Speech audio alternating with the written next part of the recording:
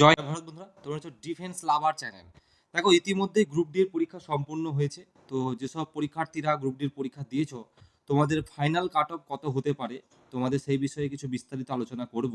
অর্থাৎ এক কথায় বলতে গেলে, আজকে যে তুমি পরীক্ষা দিয়েছো সেই পরীক্ষায় তুমি কত পেলে ইন্টারভিউ ডাক পাবে, এবং তুমি কত পেলে, অর্থাৎ এক কথায় বলতে গেলে চাকরিটা তোমার কনফার্ম হবে। তো দেখো, ফাইনাল কাট অফ তো অবশ্যই আলোচনা করব।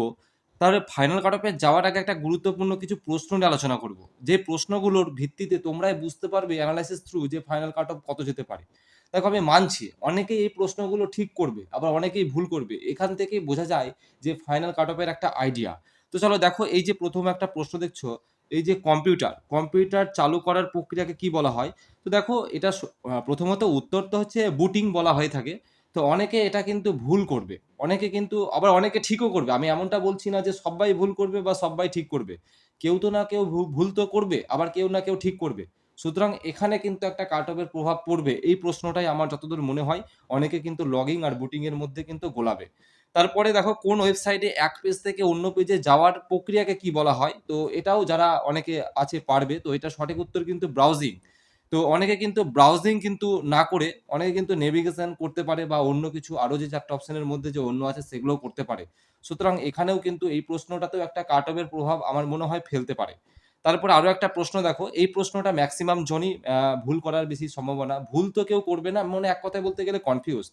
তো এই যে একজন পুরুষের দিকে ইঙ্গিত করে একজন মহিলা বললেন, তার মা আমার মায়ের কন্যা, ওই মহিলা পুরুষটির সাথে কিভাবে সম্পর্কিত। তো এই পুরো এইটাই রিজনিংটাই ম্যাক্সিমাম জনের উত্তর তো সঠিক আসছে, কিন্তু বুঝে উঠতে পারছে না যে এটা কি মা উত্তর হবে না কি মাসিমা উত্তর হবে। তো দেখো, এখানে মানে এটা তো মানে মানে আমি নিজেও কনফিউজড। তো এটা আমি ইন্টারনেটে দেখলাম, তো এটা তো ইন্টারনেটে মা উত্তর নিচ্ছে, মাদার। বাট এখানে যেহেতু একমাত্র ওই মেয়েটা যদি নিজেই বলতো যে একমাত্র কন্যা, তাহলে মেয়েটা নিজেই হতো, তাহলে কিন্তু মাই উত্তর হতো।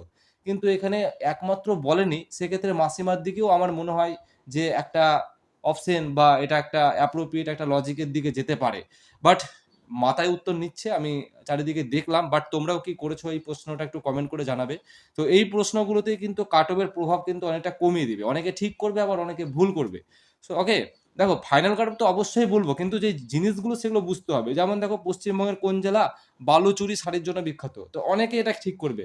অনেকে কিন্তু কেউ বীরভূম মারবে, কেউ বাঁকুড়া মারবে, আবার কেউ নদিয়াও মারতে পারে। ঠিক আছে, তো এটাও কিন্তু একটা কনফিউজ প্রশ্ন। যারা পড়াশোনা করেছে এবং যারা জানে, তারা হয়তো ঠিক করে দেবে, তাদের কোনো সমস্যা হবে না। কিন্তু ম্যাক্সিমাম জনই কিন্তু ভুল একটা করার সম্ভাবনা রয়েছে।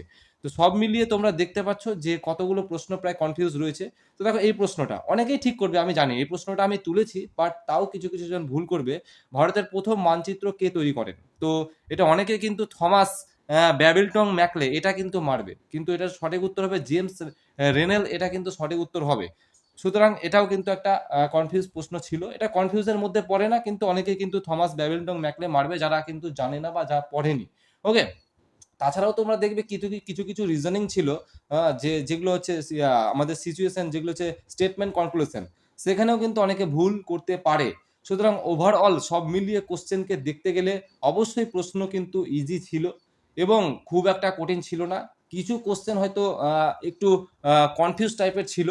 তো ওভারঅল সব দিকগুলোকে মাথায় রাখার পর আমার মনে হয় যে আরো একটা প্রশ্ন তোমরা দেখো, যে কাট অফ, সেটা তো কাট অফ তো অবশ্যই বলবো। এই প্রশ্নটা, ধিং এক্সপ্রেস নামে কে পরিচিত। অনেকে কিন্তু এটা পিটি উষা মারবে, পিটি উষাকে গোল্ডেন গার্ল বলা হয়। তো এটা সঠিক উত্তর কিন্তু হিমা দাস। হিমা দাসকে কিন্তু ধিং এক্সপ্রেস বলা হয়।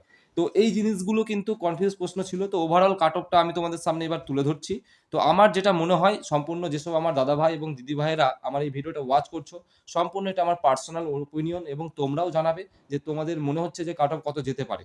তো আমার মনে হয় যারা জেনারেল আছো 37-38টা যারা ঠিক করে আসবে, আমার মনে হয় তারা ডাক পেয়ে যাবে, অর্থাৎ তোমাদের সম্ভাবনা রয়েছে চাকরির। ওবিসি যারা 35-36টা করবে, তারাও কিন্তু সুযোগ রয়েছে। এবং পাশাপাশি এসসি ক্যান্ডিডেট যারা রয়েছে 34 থেকে 35টা যারা ঠিক করে আসবে, আশা করছি তাদের হয়ে যাবে। দেখো, এর থেকে কমে হওয়ার আমার মনে হয় সম্ভাবনা কম, যেহেতু যেরকম ইজি প্রশ্ন ছিল। বাট এরকমই আশেপাশেই তোমাদের কাট অফটা থাকবে। ঠিক আছে, তো এই ছিল একটা ছোট্ট ইনফরমেশন। তো ভালো লাগলে অবশ্যই শেয়ার করে দাও।